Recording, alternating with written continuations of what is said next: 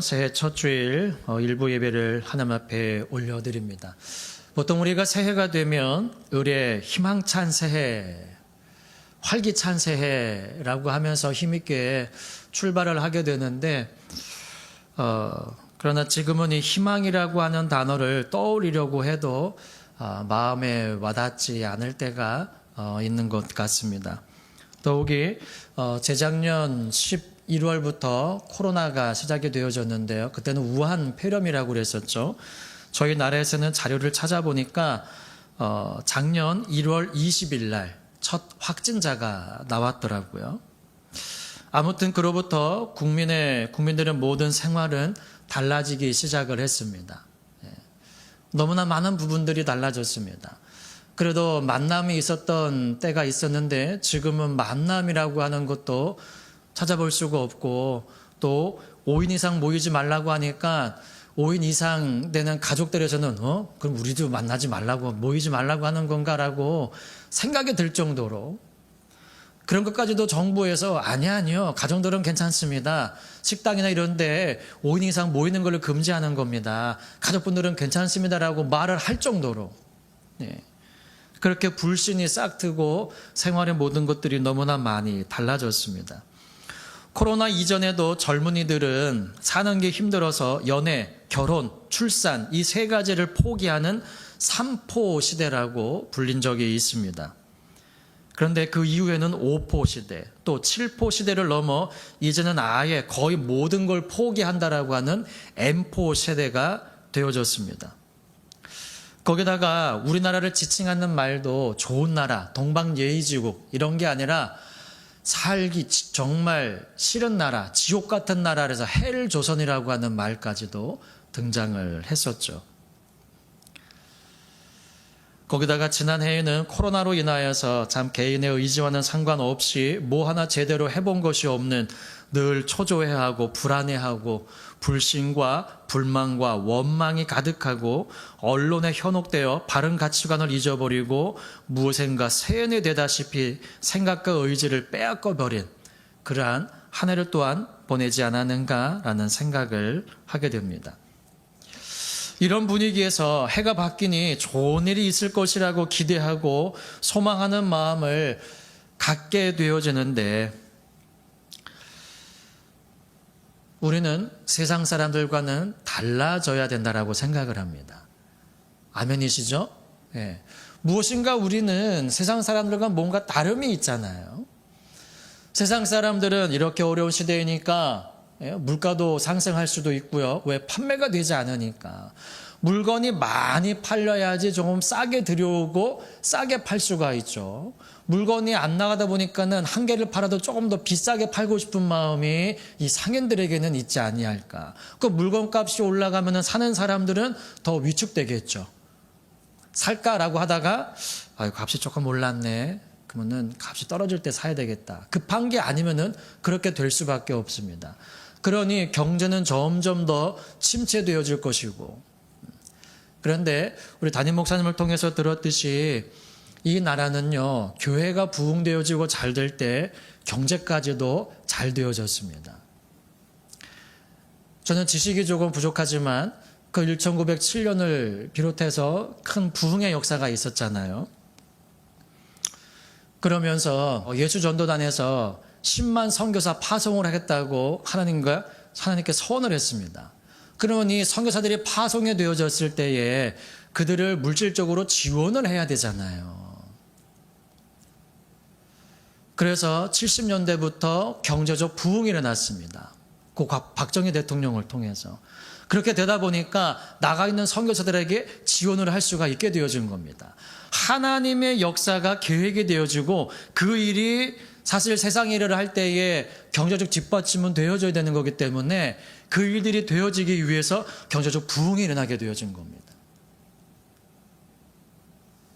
근데 이것을 잊어버리고 그냥 경제 부흥에만 우리가 이렇게 열심히 하다 보니까 경제가 일어나는구나 라고만 생각이 되어지다 보니 또 그냥 어르신들과 조상들이 이루어놓은 그 업적들을 이 후대 사람들이 누리기만 하다 보니까 열심히 하려고 하는 마음이 사라지게 되어지는 거죠. 그냥 누리기에만 급급하고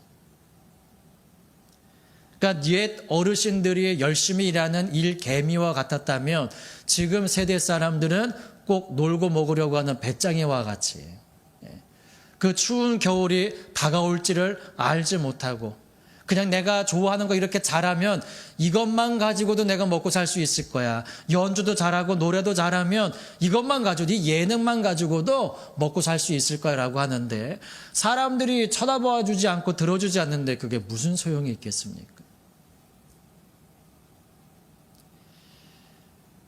하지만 이것이 오늘날 그냥 열심히 일해야 된다라고만 말씀드리는 것이 아니라 우리의 마음을 새롭게 해서 사실 하나님께서 저와 여러분들을 불러주셨을 때는 그냥 하나님이 주시는 은혜와 복을 누리라고만 불러주신 것이 아니라 하나님의 역사를 이루는데 함께 할 수 있는 사실 이 하나님 신들의 일 가운데 인간을 통하여서 그 일들을 이루신다는 게 얼마나 놀라운 일입니까?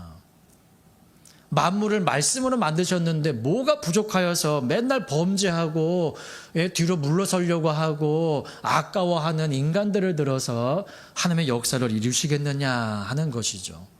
왜냐하면 하나님의 형상대로 지음받은 저와 여러분들을 통하여서 하나님은 안식을 누리고 싶으셔서 하나님은 혼자 너희는 일해 나는 쉴 거야 이게 아니라 예수님 말씀하시잖아요. 아버지께서 이제까지 일하시니 나도 일한다라고. 끊임없이 지금도 우리의 구원의 완성을 위하여서 일하고 계시는 그 삼위일체 하나님과 함께 우리도 나의 구원뿐만이 아니라 하나님께서 구원하시고자 하시는 그 영혼을 우리도 구원하기 위해서 한 마음으로 다가가고 또 손길을 펴고 도와줄 수 있는 그러한 마음이 우리 안에 있기를 소망합니다. 이것으로부터 우리의 일은 시작되어지는 겁니다. 아까도 말씀드렸듯이 선교사 파송하겠습니다 라고 했을 때 하나님께서 그들을 지원할 수 있는 경제적 부흥을 이 땅 가운데 일으키셨던 것처럼 우리가 주의를 감당하겠습니다 라고 일어날 때에 하나님께서 우리 교회와 가정 가운데도 경제적 부흥과 성장을 이루게 하실 줄 믿습니다. 네, 아멘입니다. 보통 이런 예화를 들 때에 다이빙대 위에 사람이 올라가 있는데 이 밑에 물이 없는 겁니다. 그러니까 하나님께서 야 뛰어내려 그럼 내가 물 채워줄게. 하나님 채워주시면 제가 뛰어내릴게요. 이런 싸움이 계속되어집니다. 우리가 뛰어내리면 하나님의 역사하시면 물이 순식간에 그냥 이렇게 차오르는 게 아니라 탁 채워질 줄을 믿음이 있는데 때로는 그럼 물이 안 채워지면 어떡하지? 뛰어내리기는 했는데 이런 의심하는 마음이. 그래서 주님 뭐가 물이 이렇게 올라오는 걸 보면 제가 뛰어내리겠습니다. 다 채워지지는 않아도 괜찮아요. 그냥 자그마한 물이라도 모이면 제가 뛰어내릴게요. 이런 싸움이 아니라 하나님 눈에 보이는 것은 없고 귀에 들려지는 것은 없지만 말씀에 의지하여 내가 그물을 내리리이다 라고 했던 베드로처럼 우리가 먼저 하나님의 일에 전적으로 한 발을 딱 내디디면 그때부터 하나님께서 갈 길을 보여주시고 필요한 사람들과 물질들을 채워주시면서 주의를 능히 감당할 수 있도록 하나님께서 함께 해주실 줄 믿습니다. 모든 교회들이 지금 뒤로 물러서고 있잖아요. 많은 교회들이 또 함께 힘을 합쳐서 이겨내야 된다라고 영적으로 승리해야 된다라고 나아가고 있는 이 시대 가운데 우리 보라성교회가 담임 목사님의 그 뜻과 마음을 본받아 이 일에 함께 할 수 있는 저와 여러분들 될 수 있기를 예수님의 이름으로 부탁을 드립니다. 세상 사람들은 저마다 물질로 살아가고 권력으로 살아가지만 우리는 어떠한 환경 속에서도 즉 물질이 필요할 때도 믿음으로 살고 권력이 필요할 때도 믿음 하나로 살아가는 사람들입니다. 그 믿음을 통하여 하나님께서 역사하시는 세대에 우리가 살고 있는 것이죠. 그래서 우리는 세상 사람들과 다른 삶을 사는 것입니다. 학개서 2장 8절에 보니까 은도 내 것이요 금도 내 것이라고 말씀을 하십니다. 세상 사람들은 물질이 있어야지 행복하게 살 수 있다고 말하는데 하나님은 그 은과 금이 내 것이라고 말씀을 하세요. 그리고 신명기 8장 18절에는 그가 내게 재물 얻은 능을 주셨음이라 말씀을 하십니다. 은도 내 것이요 금도 내 것인데 그것을 얻을 수 있는 능력을 하나님께서 우리에게 부어주셨다는 겁니다. 내가 열심히 일했기 때문에 받은 것이 아니라 그 열심히 일할 수 있는 힘과 권세도 하나님께서 우리에게 주셨다는 것이죠. 그럼 권력과 힘은 어떤가요? 요한복음 19장에서 빌라도가 예수님을 신문하면서 이렇게 말을 하죠. 내가 너를 놓을 권세도 있고 십자가에 못 박을 권세도 있는 줄을 알지 못하느냐. 나는 그러한 힘이 있다라고 하는 겁니다. 근데 예수님께서 위에서 주지 아니하셨다면 나를 해할 권세가 없었으리라라고 말씀을 하세요. 내가 열심히 노력하고 열심히 공부하고 열심히 사람들에게 아부도 하고 해서 이 권세를 얻은 거라고 생각할 수 있으나 세상 사람은 그렇게 생각을 한다는 거예요. 그러나 하나님 안에 있는 사람들은 그 권세까지도 하나님 안에서 누리는 권세뿐만이 아니라 세상에서 우리가 가지고 있는 지위와 어떤 권력까지도 하나님께서 우리에게 주셨다는 것입니다. 이것을 고백하고 인정해야 되는 것이죠. 그래야지 이것이 내 것이라고 생각이 되어지지를 않는 겁니다. 물질도 내 것이라고 생각이 되어지지 아니하고 내가 가지고 있는 힘과 권력도 내 것이라고 여겨지지 않을 때 이것을 통하여 하나님의 일을 할 수가 있게 되어지는 것이죠. 전에 한번 예를 들은 일이 생각이 나는데요. 청소년 집회였습니다. 그 집회를 인도하시는 목사님께서 학생의 간증을 하시는데 이 학생의 꿈이 하버드대인가 옥스퍼드대인가를 들어가고 싶은 꿈이 있는 거예요. 그래서 아이고 요놈 마라, 공부도 못하는 놈이 무슨 하버드대 옥스퍼드대를 들어가고 싶어해? 그래서 물어보셨답니다. 마이크를. 야, 너는 왜 거기 들어가고 싶냐라고 했더니 다른 게 아니라 세계를 움직이는 그 모든 지식인들이 거기서 많이 나오잖아요. 그래서 나도 그러한 사람이 되기 위해서가 아니라 내가 거기에 가서 복음을 전하면 그 사람들을 하나님의 사람으로 만들면 세계 곳곳에 하나님의 영향력이 끼쳐지게 되지 않겠느냐. 그래서 나는 그 목적을 가지고 그 학교를 들어가고 싶다는 겁니다. 세상에서 훌륭한 사람이 되기 위해서가 아니라 하나님의 꿈과 하나님의 비전을 이루기 위해서 그 목표를 설정을 하는 겁니다. 이거는 내게 주시는 지혜와 내게 주신 그 영향력을 내 것이라고 여기지 아니하고 하나님의 것이라고 고백을 하는 것이죠. 그러므로 하나님 없는 부함도 헛된 것이고 하나님 없는 권세도 덧 없는 것입니다. 모든 것을 누렸던 솔로몬도 이런 고백을 합니다. 전도서 5장 10절에 은을 사랑하는 자는 은으로 만족함이 없고 풍부를 사랑하는 자는 소득으로 만족함이 없나니 이것도 헛되도다. 많은 것을 누려봤습니다. 한 번 식사를 하는데 소가 몇 마리가 잡히는지 몰라요. 그 혼자 다 먹을 수나 있습니까? 매 끼니마다 그렇게 먹은 겁니다. 그 얼마나 가진 게 많아요. 시바 여왕이 그 지혜를 듣기 위해서 그 은근 패물을 가지고 왔는데요. 그 이전에도 이후에도 그만큼 많은 재물을 가지고 온 사람이 없다라고 말할 정도로. 그 넘쳐나는 부를 가지고 있던 이 솔로몬이 하는 말이 은을 사랑하는 사람은 그 은으로 만족함이 없대요. 풍부를 사랑하는 사람은 그 소득으로 만족함이 없다라고 말을 합니다. 그러나 만약 그 원하는 것들을 다 받았다 하더라도 전도서 6장 2절에 솔로몬은 또 이런 말을 합니다. 어떤 사람은 그 심령의 모든 소원에 부족함이 없어 재물과 부요와 존귀를 하나님께 받았으나 능히 누리게 하심을 얻지 못하였으므로 다른 사람이 누리나니 이것도 헛되어 악한 병이로다. 우리가 원하는 대로 모든 것들을 다 가졌습니다. 재물도 부도 존귀 권세도 다 받았어요. 하나님께로부터 받았습니다. 그런데 누리지를 못해요. 내가 평생을 거쳐서 열심히 일해가지고 많은 재산을 쌓아두었는데 아이고 누리지를 못합니다. 그게 무슨 소용이 있겠느냐 하는 것이죠. 그러니 젊었을 때 열심히 일해야 한다는 말도 맞는 말이고 젊었을 때 열심히 놀아야 된다라고 하는 말도 어찌 보면 맞는 말이죠. 건강할 때 재물을 얻을 수 있는 거니까 젊었을 때 열심히 일하는 것도 맞고 늙어서는 못 노나니 하는 것처럼 젊어서나 여기저기 다니면서 마음껏 놀 수 있는 거죠. 그런데 젊었을 때 놀아야 된다는 말도 어찌 보면 맞는 말이죠. 그러나 이 모든 것들도 하나님 안에서 생각을 해보면 우리가 다 누릴 수가 있게 되어지는 겁니다. 세상의 지식으로 하나님의 말씀을 이해하려고 하다 보니 그러면은 다 벌어놓고 다 쌓아놓고 모아두었는데 이걸 누리지 못한다?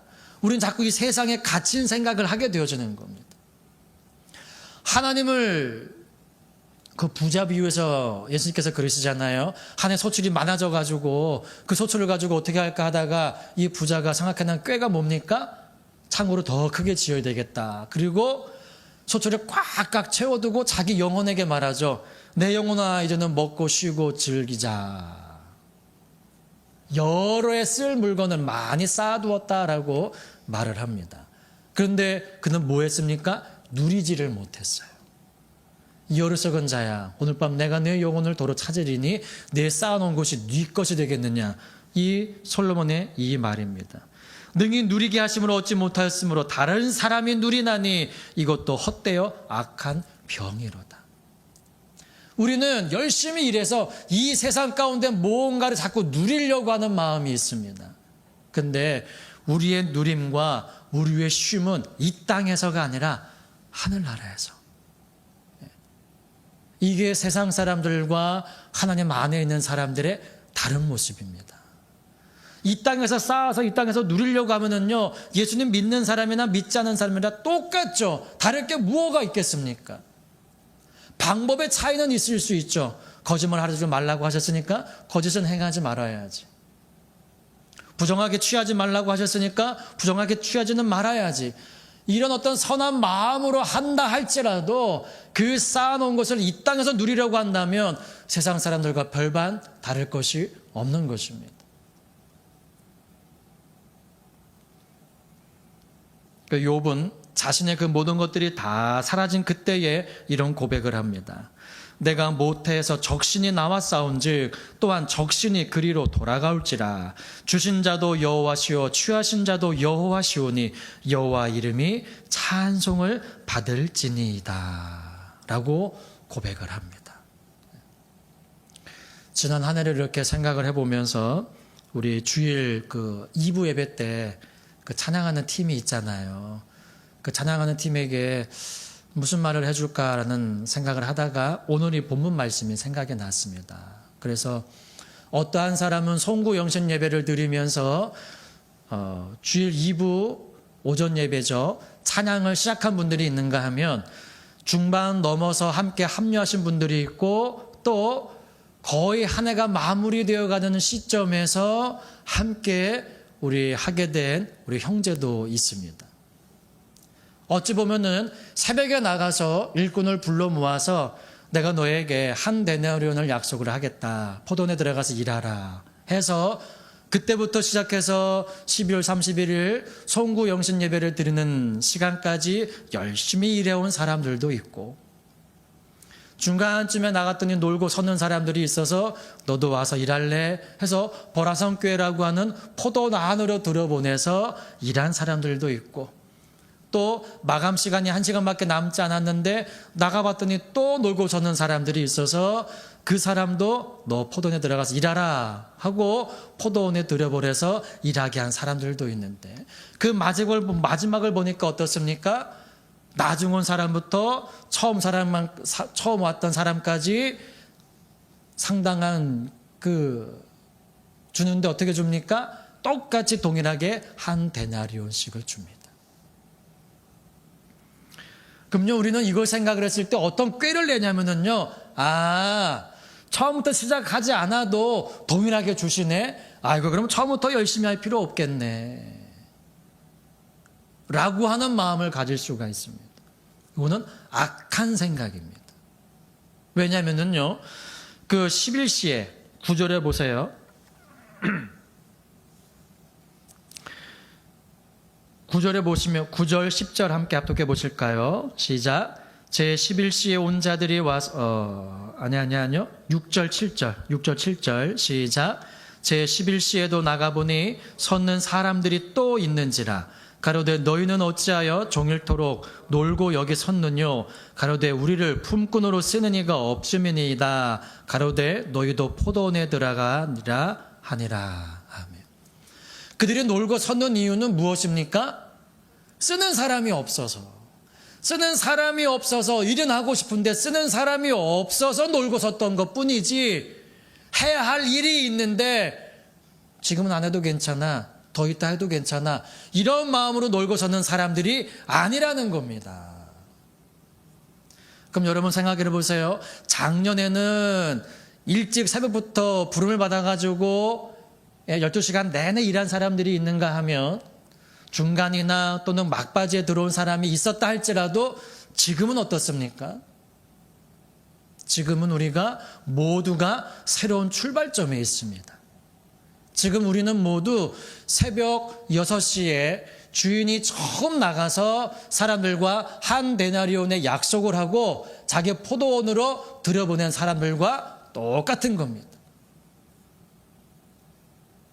지나간 해에는 어떤 때 우리가 부름을 받았든지 간에 하나님께서 동일한 은혜와 동일한 역사를 우리에게 베풀어 주셨는데, 이 새로운 한 해를 우리는 새로운 출발점에 서 있다라고 하는 것입니다.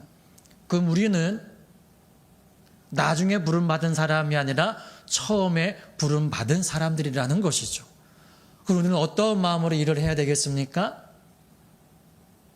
한 데나리온 약속을 받았잖아요. 내가 너에게, 당신에게 한 데나리온을 줄 테니까 우리 포도원에 들어가서 일 좀 할래요? 아이고 좋습니다. 이런 마음으로 시작을 한 거예요. 그러면 끝까지 약속한 대로 받으면 감사한 거잖아요.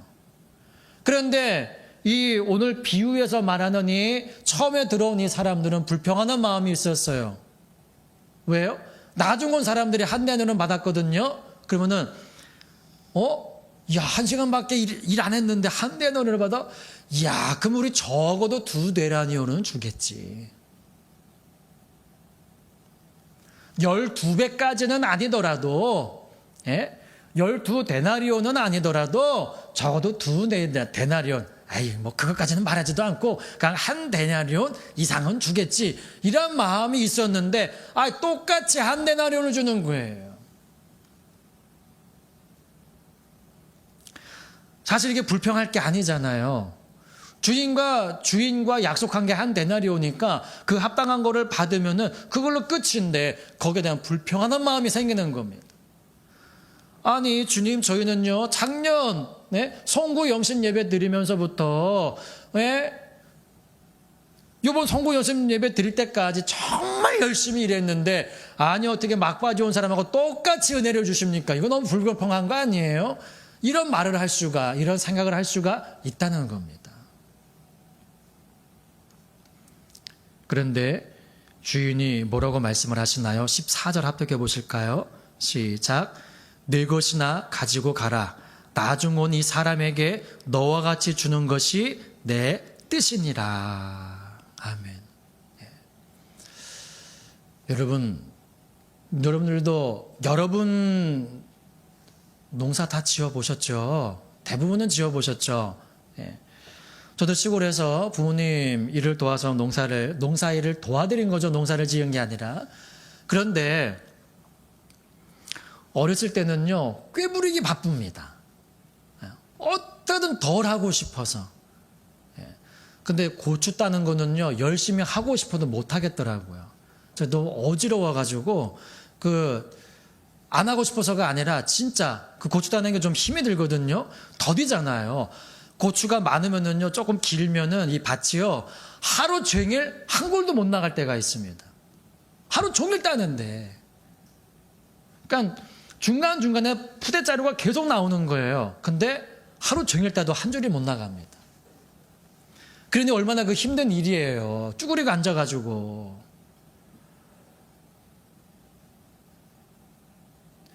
그러니 그 부모님을 도와드리고 싶은 마음은 정말 간절한데, 고추 따는 거 진짜 못하겠더라고요. 적성에 맞지도 않고 어지러워서 일을 못합니다. 앉았다 일어났다 앉았다 일어났다 이거 해야 되는데 제가 빈혈이 있어가지고 몸이 좀 약골이라 어지러워서 못하겠더라고. 어지러워서. 그 햇빛이 좀 없으면 그래도 괜찮은데 햇빛 쨍 하면은 일을 못합니다. 또 열심히 하고 싶어도 체력이 안 되니까 그런데 여러분 남의 집에 가서 제가 고추를 딴다고 생각을 해보세요. 어떻게 하겠습니까?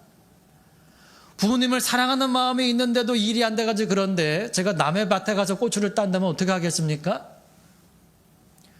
뻔하죠. 열심히 안 합니다. 내일처럼 생각이 돼야지 열심히 하죠. 교회에서 참 1년 동안 우리 남존대 분들이 열심히 토요일마다 오셔가지고 교회 청소를 해주셨는데 주인 같은 마음으로 열심히 하지 않으면요 구석구석 청소기 들어가지도 않고 잘 닦지도 않습니다. 어떤 경우는요 고무장갑을 끼고 그 밀대자로 그 걸레를 손으로 잡아가지고 잘 앉으니까요 손으로다가 막 이렇게 비비기도 하시더라고요.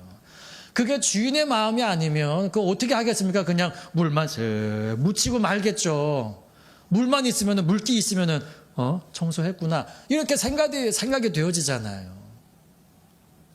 주인의 마음이 있으니까 구석구석 다 닦는 겁니다. 그 계단에 있는 그 난간도 걸레 가지고 싹 문지르면서 다 닦아주시고 주인의 마음으로. 그러나 여러분들 5시간 전이든지 또 3시간 전이든지 1시간 전에 들어온 사람을 한번 생각을 해보세요. 그렇잖아도 오늘도 빈손으로 집에 들어가게 생겼네.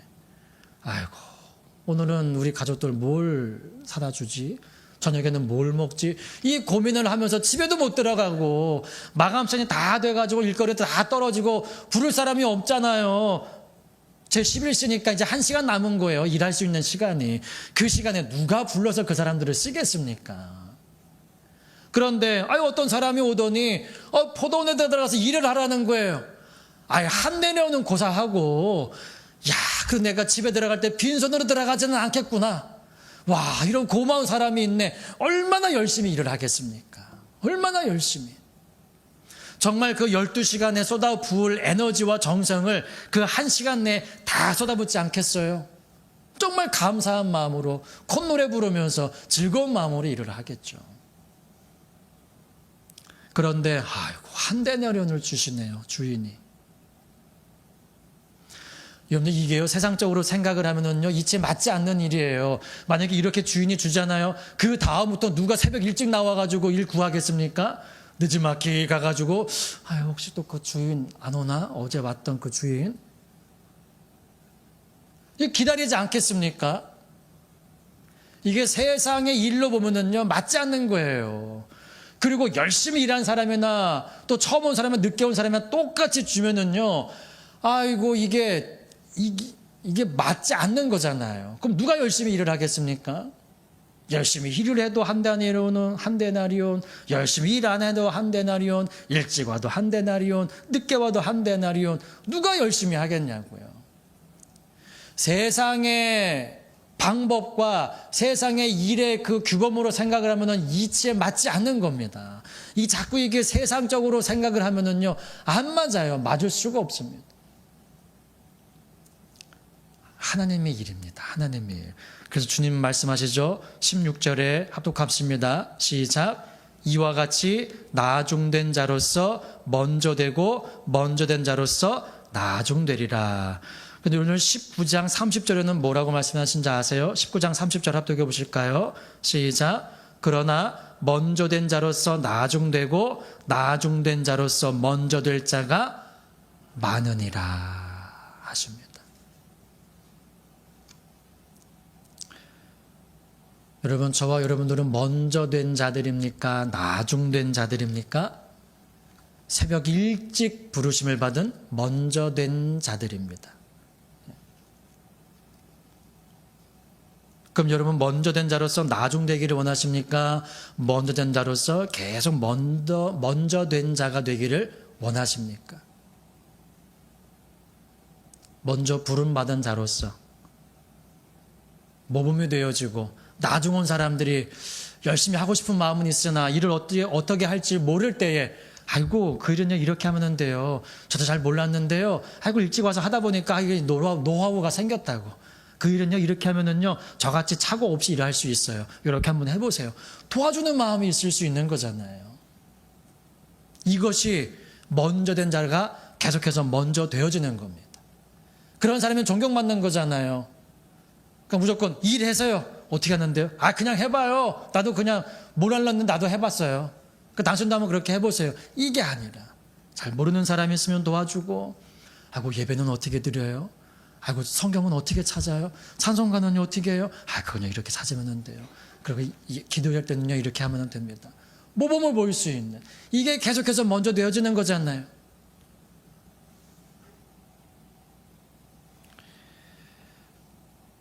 마태복음 25장에서 어떤 사람이 타국에 갈 때에 종들을 불러서 소유를 맡겼습니다. 재능대로 맡겼어요.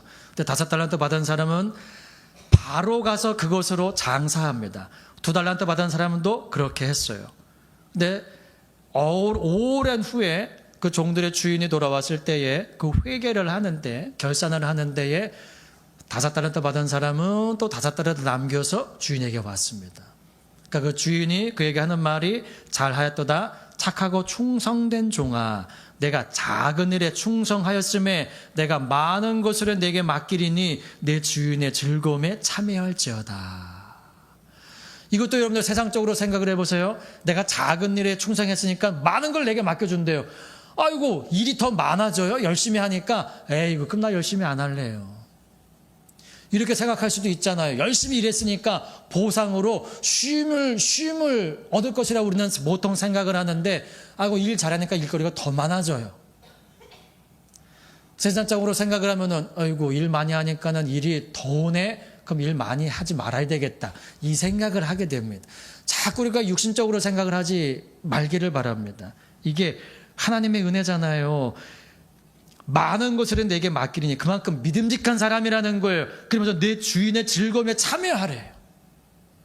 하나님의 은혜, 하나님 아버지의 은혜를 함께 누리는 자로 불러주신다는 겁니다. 그렇게 믿음 있는 사람이라는 거예요. 계시록 3장 8절에서 빌라델비아 교회 사자에게 하시는 말씀입니다. 내가 내 앞에 열린 문을 두었으되 능히 닫을 사람이 없으리라. 내가 내 행위를 아노니 내가 적은 능력을 가지고도 내 말을 지키며 내 이름을 배반치 아니하였도다. 아멘. 많이 받은 자에게는 많이 달라 할 것이라고 우리 주님 말씀하셨습니다. 그런데 이 빌라델비아 교회 사자는요, 적은 능력을 가지고도 주님의 말씀을 배반하지 아니하고 주의 이름을 배반치 않았답니다. 그것을 하나님께서 우리의 행위를 다 보고 하시는 말씀이라는 겁니다. 고린도전서 4장 2절에서는 맡은 자들에게 구할 것은 충성이라고 말하죠. 이 충성이라고 하는 말 뜻이 믿을 만한, 신실한, 신뢰하는, 신임하는, 믿는이라고 하는 뜻을 가지고 있습니다. 그러니까 충성한다라고 하는 것은 착하고 충성된 종아라고 하는 것은 믿을 만한 사람, 믿음직한 사람, 신실한 사람, 신뢰할 만한 사람, 신임하는 사람, 어떤 일 딱 그러면 아이고 그분 이렇게 말할 정도로 아이고 그만큼 신실한 사람 없어요. 이렇게 누구든지 말할 수 있는 그것도 예수님이 하나님이 이렇게 말씀하신다는 거예요. 우리가 그러한 사람 될 수 있기를 소망합니다. 아멘. 한 비유만 말씀드리고 마치겠습니다. 옛날 어떤 부잣집 대감이 섣달 금음날에 종들을 모아놓고 해방시켜 주겠다고 말을 했습니다. 그 종들이 얼마나 좋았겠습니까? 막 환호성을 지릅니다. 그리고 노비 문서를 다 불태워버립니다. 그리고 해방될 날이 다가오자 대감이 다시 종들을 불러서 이렇게 말합니다. 오늘이 너희와 내가 하는 마지막 날이니 밤새도록 새끼를 좀 꼬아다오. 될 수 있는 대로 아주 가늘고 길게 꼬아라 라고 일을 시켰습니다. 그러자 어떤 종들은 몹시 불평하며 아이고 내일이 끝나는 날인데, 오늘이 마지막 날인데 오늘까지도 일을 시켜? 에휴, 안 해. 라고 하면서 대부분의 종들은 새끼를 꼬지 않았고, 또 꼬는 사람들도 새끼줄을 굵게 그냥 대충 꼬았습니다. 그런데 어느 한 종은 하루가 지나면 자유의 몸이니 더 정성껏 내가 해드려야지 하는 마음으로 주인이 말한 대로 최대한 가늘게 새끼를 꼬았습니다. 다음날 대감은 엽전을 내어놓으며 그동안 수고했으니 자기가 꼰 새끼줄에 마음껏 엽전을 꿰어 가지고 가라라고 말을 했습니다. 근데 여러분들 예전에 엽전을 보면은 가운데 네모나게 구멍이 뚫려 있잖아요. 그러니까 가늘게 꼬은 사람은 그거를 얼마든지 막 다 넣을 수가 있는데, 굵게 꼬은 사람은 하나도 안 들어가는 거죠. 하나도 안 들어가. 억지로 끝에다 막 억지로 끼워 들어도 한 2개, 3개 정도 끼울 수밖에 없는 거죠. 이 이야기가 우리에게 해주는 말이 뭡니까? 성실한 삶.